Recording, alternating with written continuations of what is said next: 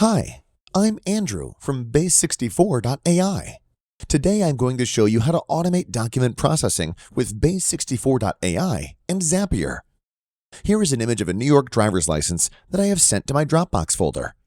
I search for Dropbox and set the trigger event to New File and Folder.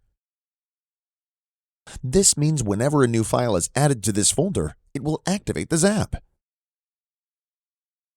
Next, I search for Base64.ai and select the Scan a Document by URL action.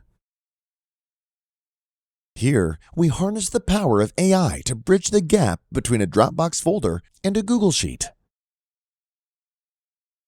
To complete our Zap, search for Google Sheets, set its action event to create spreadsheet rows, and select the data values corresponding to these headers. Hit Turn on Zap and head to your spreadsheet. As you can see, our Zap has correctly populated the cells with the data extracted from the driver's license. Let's try uploading another document to the Dropbox folder. Here we will use this sample Ukrainian passport.